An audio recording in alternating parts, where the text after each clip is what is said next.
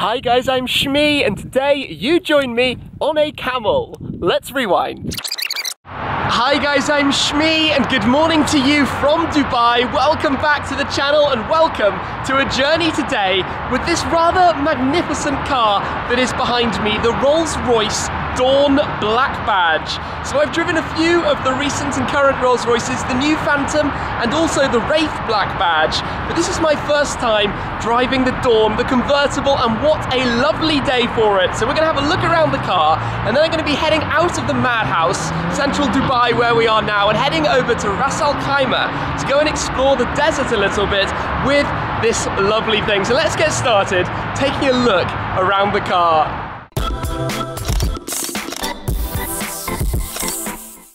First things first, just take a look at the magnificent elegance of the Dawn Black Badge, parked here naturally with the top down on a beautiful day in the Dubai sunshine.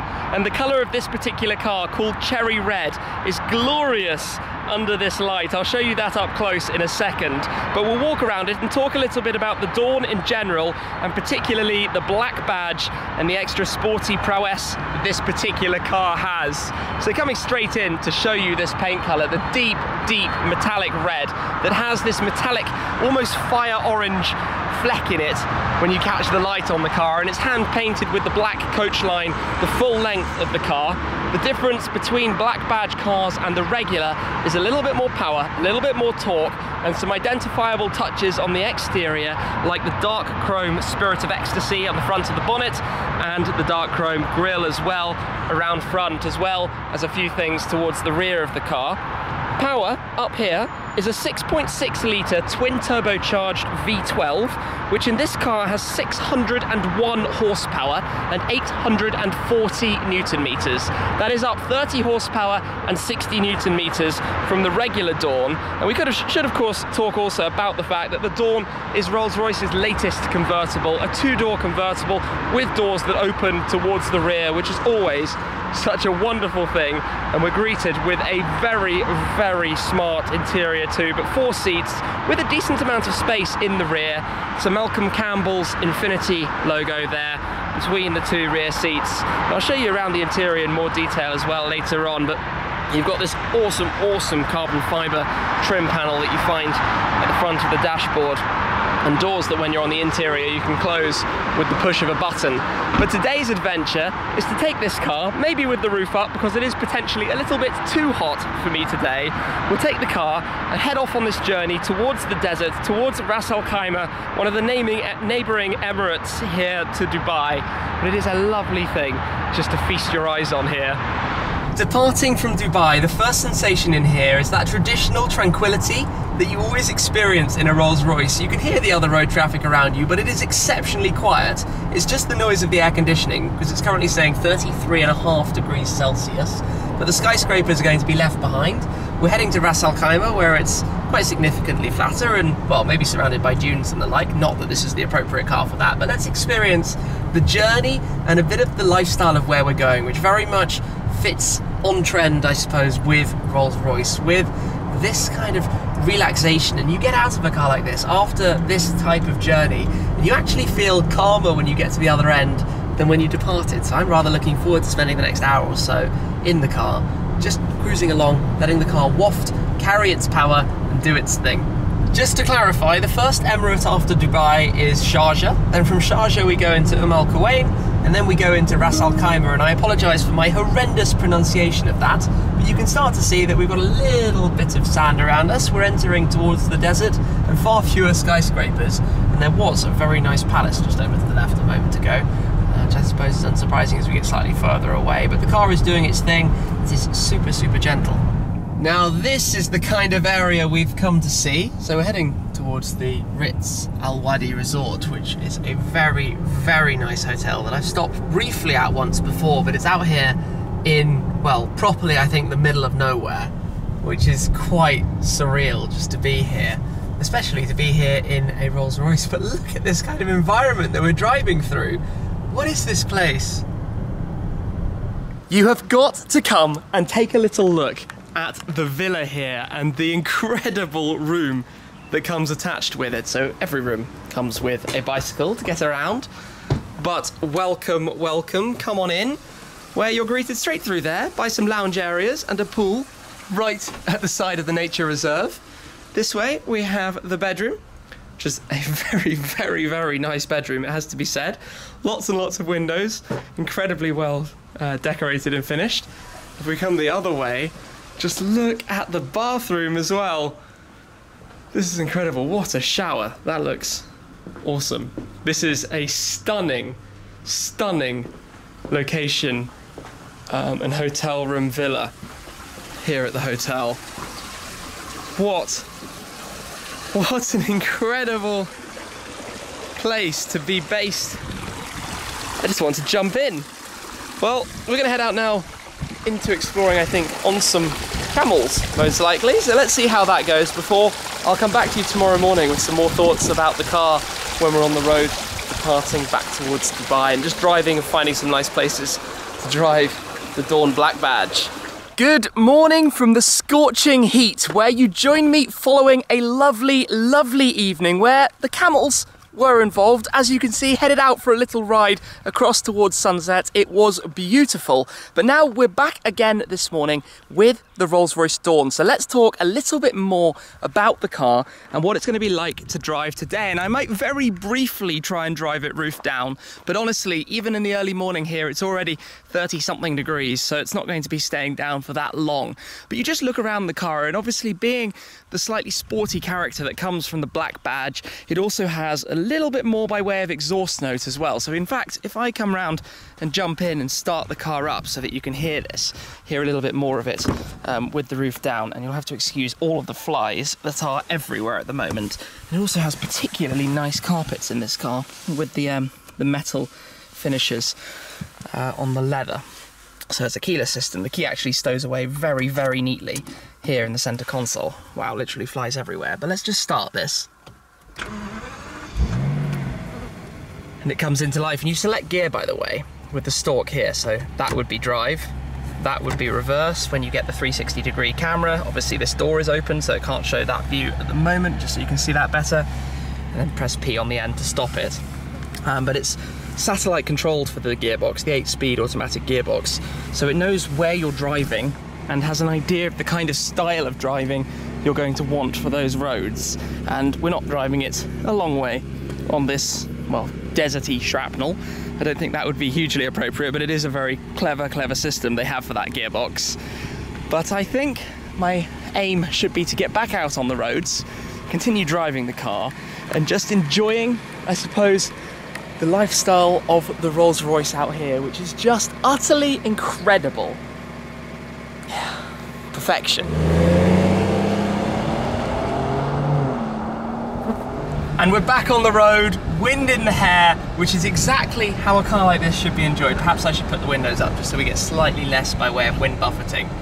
But it just wafts and cruises. And one interesting thing is that you have the low range button, so you can press low on the gearbox, which will effectively keep it one gear lower. And I can hear slightly more by way of grumbles. There are no paddles in a Rolls-Royce. You can't downshift. Oh, listen to that engine note. I was going to say, you can't downshift. You have to let the car choose what gear you should be in. The ride is magnificent. The Rolls-Royce Magic Carpet Ride, as they call it. The car just stays so flat. When you turn into a corner, it doesn't lean or tilt out, even though the car weighs 2.5 tons. Oh, I like those burbles that you almost get when you lift off. But you don't want to drive the car fast. You want to drive the car effortlessly and let it just carry you and waft away. And even on a nice twisty road, you don't want to go Mach 10. You just want to cruise. And I mean, take a quick look at the view in front of us here. I'm following another car admittedly at the moment, but look at this place that we're driving. Look around. This is magnificent. This is absolute dreamland heaven in the perfect car for it like this. Just gently does it with the steering wheel, calmly, quietly, luxuriously. Back towards Dubai, going past the airport, which is pretty much A380 land. I think Emirates Airline own 100, maybe more of those now, which is absolutely crazy. I've got to put my foot down to get into the traffic. There we go.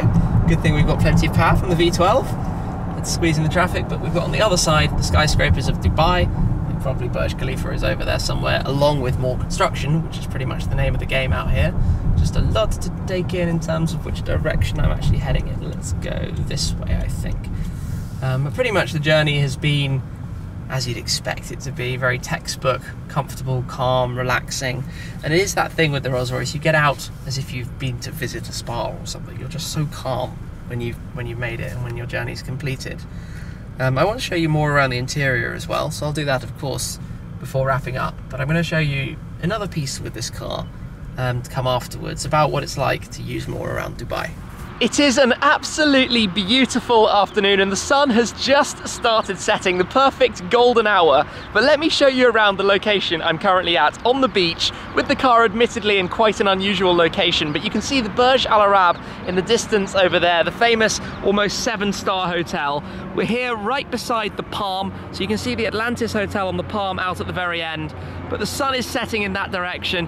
You've got the tall skyscrapers of the Marina and Jumeirah Beach over there. But let's come back and focus on the car. Parked here, roof down, as it should be, with the colour just going really, really deep red in this current lighting. It looks so, so smart.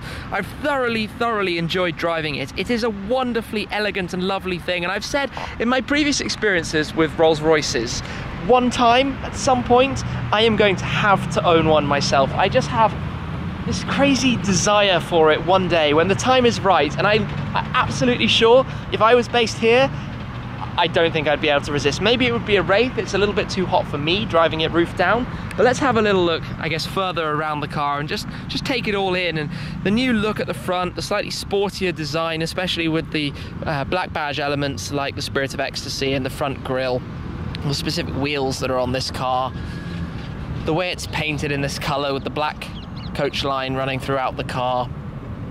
It's just elegant and smart and lovely. And if I come through here, let's glance again at the interior. And one thing, oh, unlock it, yep, keyless system unlocking as we were approaching the car. One thing that's quite nice is from the key, which is this very solid piece, you can open and close the roof mechanism. I'm not sure if it works with the door open, but let's just try this for a second. No, so we have to close the door here just to experience it properly, but you'd give a few clicks of the button and it will start doing its thing. So you can see how the multi-layer fabric roof folds up. It's a very, very quiet mechanism. You can barely hear that. I mean, that is actually one of the most incredible things, is how silent that is. It might not be the fastest in the world, but it does it with such a style. Magical. Let's unlock it and jump back on the inside.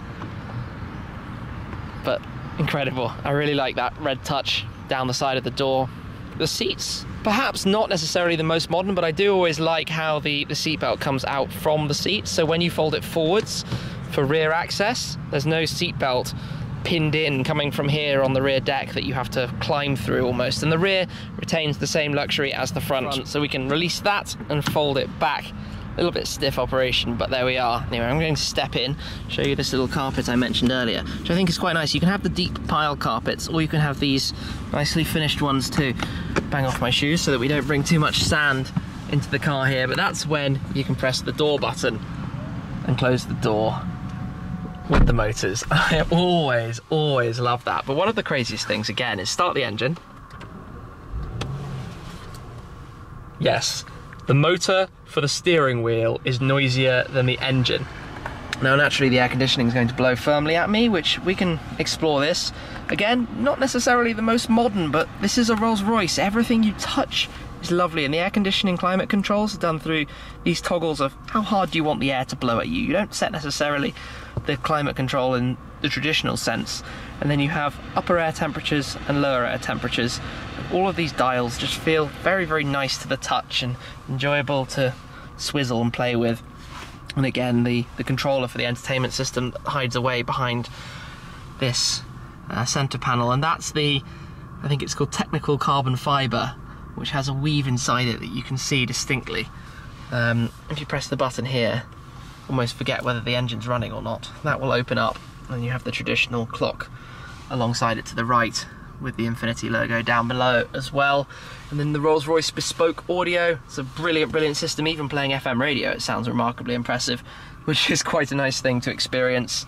And then this is the toggle for opening and closing the Dawn's folding roof. In addition to that, from a steering wheel point of view, you've got a nice number of buttons actually for media control, and they're neatly integrated so they don't look messy.